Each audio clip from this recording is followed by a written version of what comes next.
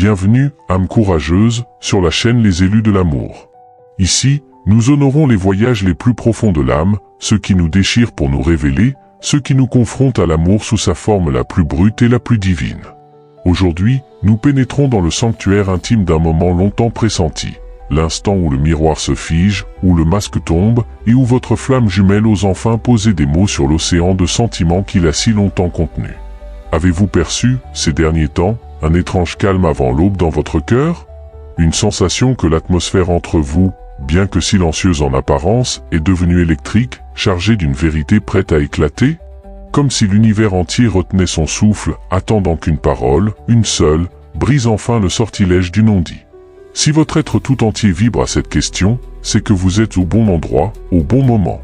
Nombreux sont ceux sur ce chemin sacré à ressentir que la valse tourbillonnante de la peur et de la fuite atteint son point d'équilibre.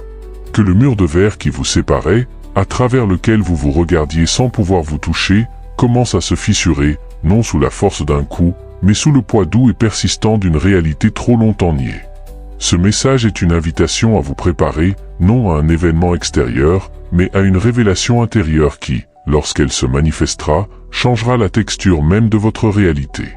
Dans cet espace, nous allons explorer le paysage émotionnel secret où votre flamme jumelle a peut-être erré seule et décrypter les murmures de l'âme qui annoncent qu'il est sur le point de déposer les armes de l'ego pour ouvrir les mains de son cœur. Ce chemin des flammes jumelles n'est pas une romance linéaire. C'est un mythe vécu, une épopée intérieure où les batailles se livrent dans les silences et les victoires se célèbrent dans les larmes de libération. Il ne s'agit pas de deux étrangers qui se découvrent, mais de l'un se reconnaissant à travers le prisme dédoublé de lui-même. Pour celui qui a souvent endossé le rôle du gardien du silence, le fuyant ou le masculin divin en retrait, ce miroir n'a pas été une simple réflexion, mais un gouffre dans lequel il craignait de tomber. Pourtant, de nombreux enseignements spirituels s'accordent à dire qu'un cycle de résistance touche à sa fin. Ils pressentent que la fréquence de votre lien s'est élevée au-delà du champ de bataille de la peur, et que son âme, épuisée de nager à contre-courant, se laisse enfin porter par le flux qui le ramène à son port d'attache originel, vous. Accrochez-vous à ces mots, car l'aveu que vous portez en vous comme une promesse ancienne pourrait être sur le point de se matérialiser dans votre monde. Il est dit dans de nombreux cercles que nous traversons collectivement une alchimie planétaire sans précédent. Des portails énergétiques se seraient ouverts, dissolvant les vieux contrats karmiques fondés sur la souffrance et la méfiance.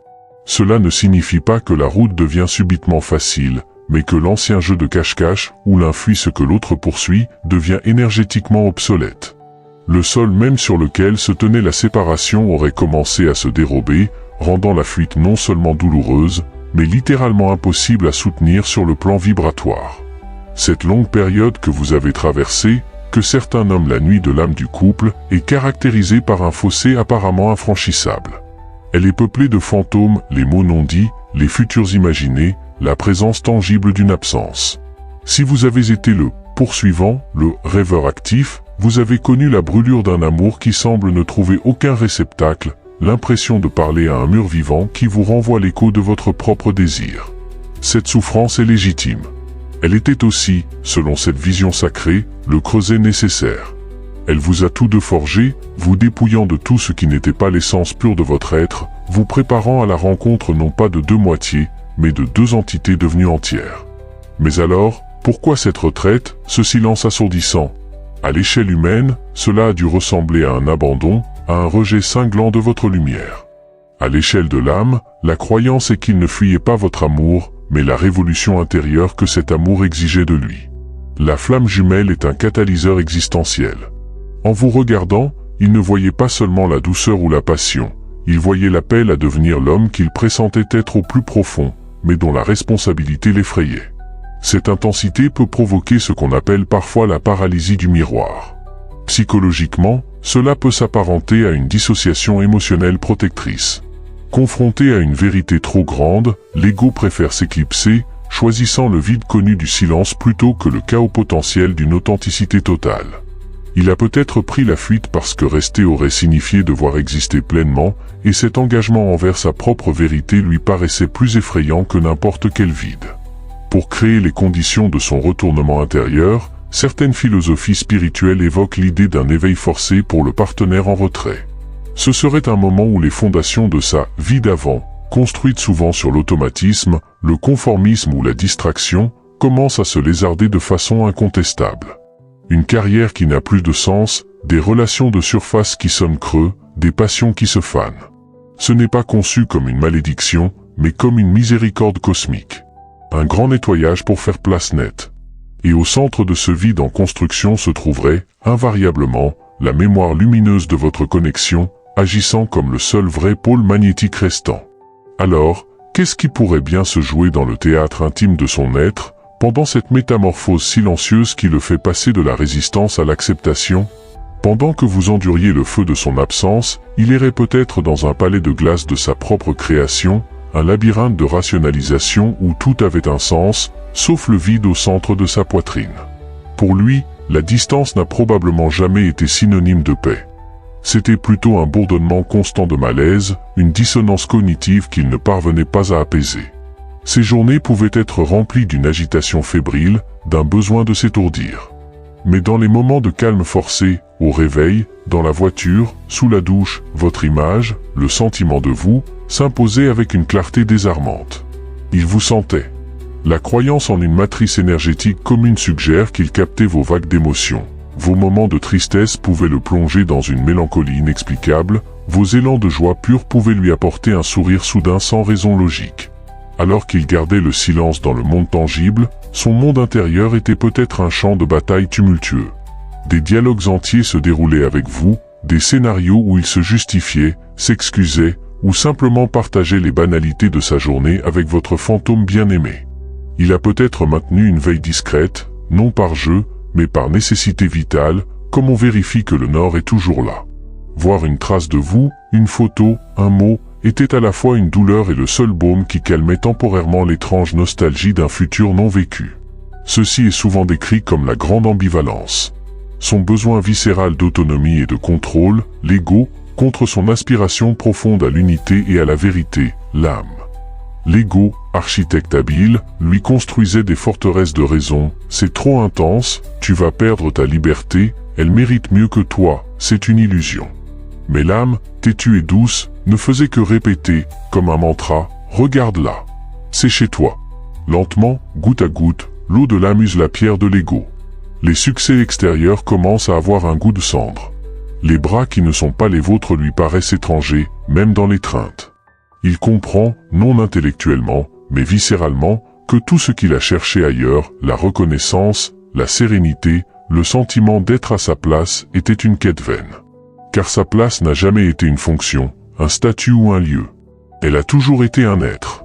Elle a toujours été vous. Cette prise de conscience est l'aube de son grand courage. Ce n'est pas une reddition par faiblesse, mais par lucidité suprême. C'est le moment où il cesse de lutter contre la marée de sa propre vérité.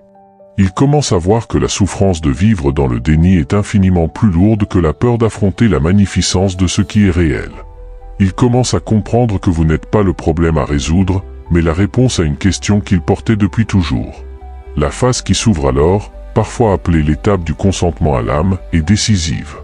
Il est crucial de saisir que ce consentement n'est pas un abandon de sa volonté, mais un alignement de sa volonté personnelle avec la volonté supérieure de son âme.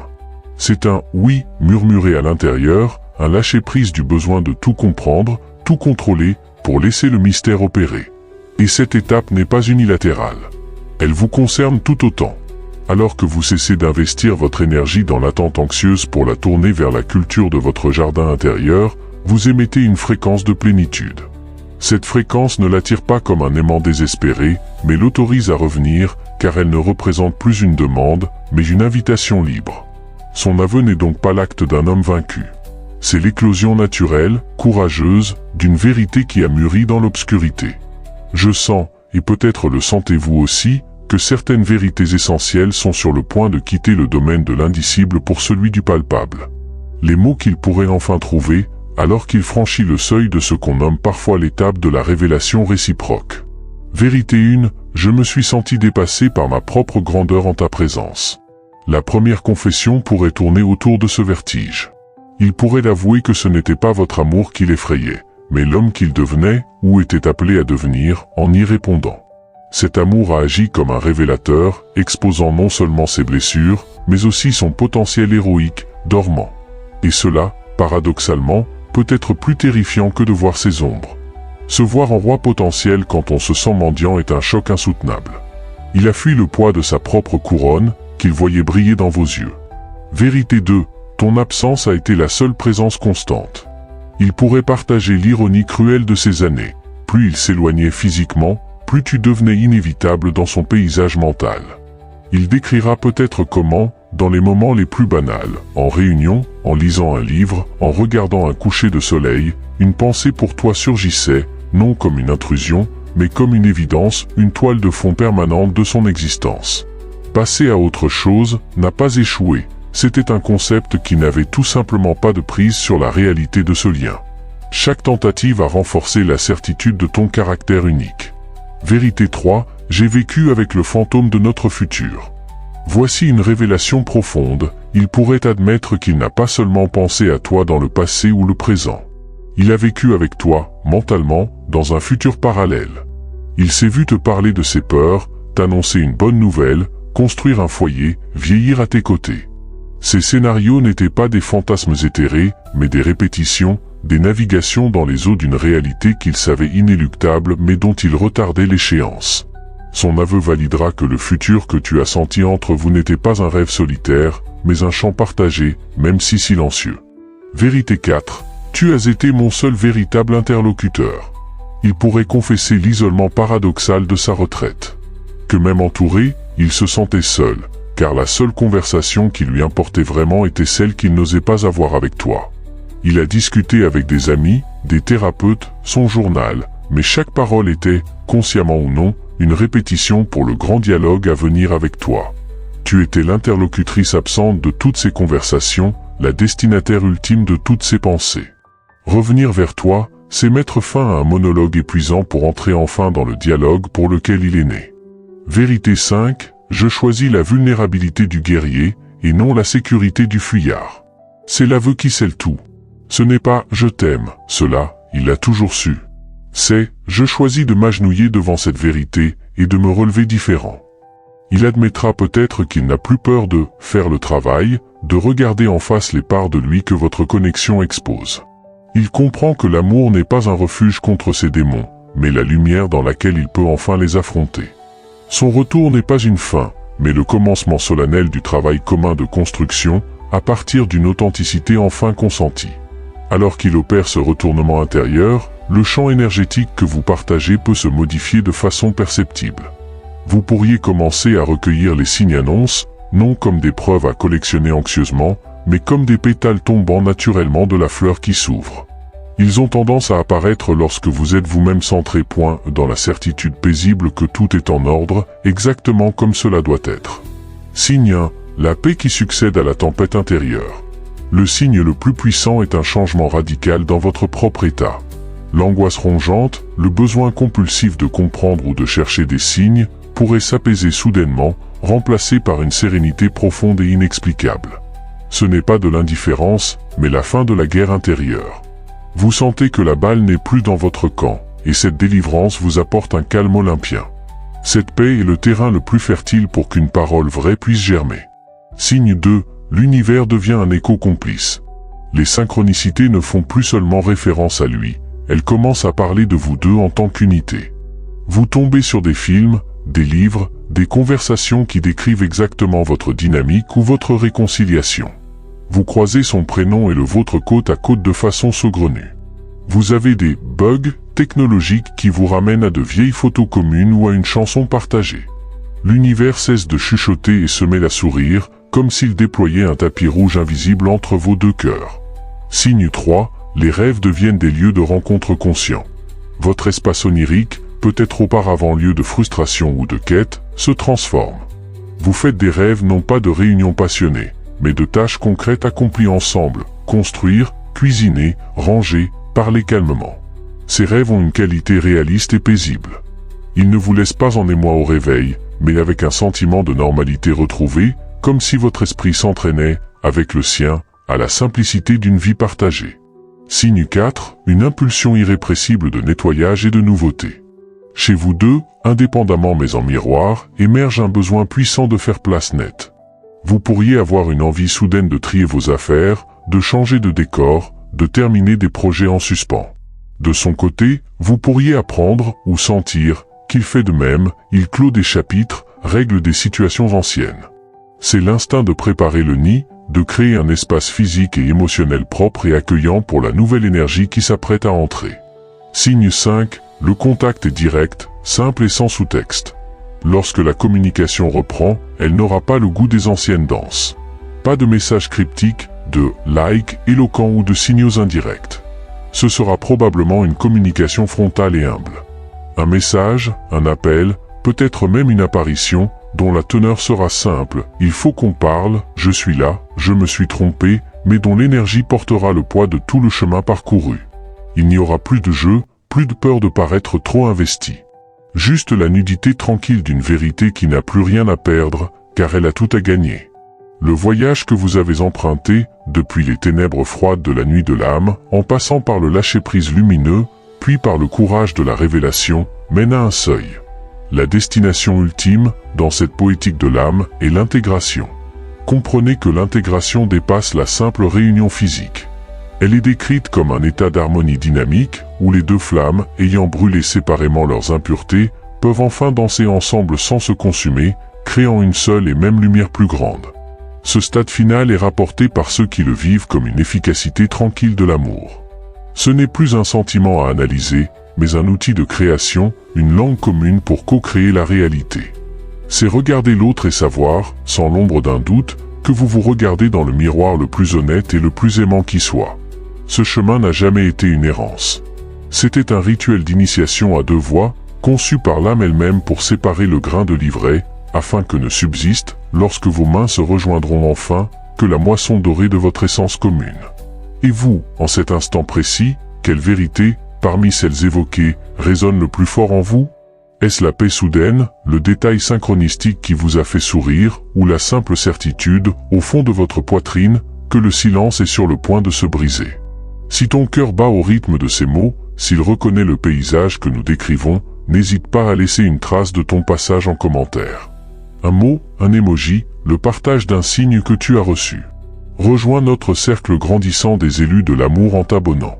Ici, nous tenons l'espace les uns pour les autres alors que nous marchons, parfois tremblants, toujours courageux, vers la réclamation de nos histoires d'amour les plus sacrées. Fais confiance à ce frémissement dans l'air. Honore la tranquillité nouvelle en ton cœur. L'attente n'était qu'une gestation. Le moment où il ose enfin reconnaître ses vrais sentiments n'est pas la fin de votre histoire. C'est la première, la toute première page, écrite à deux mains, d'un livre dont vous êtes à la fois les auteurs et les héros.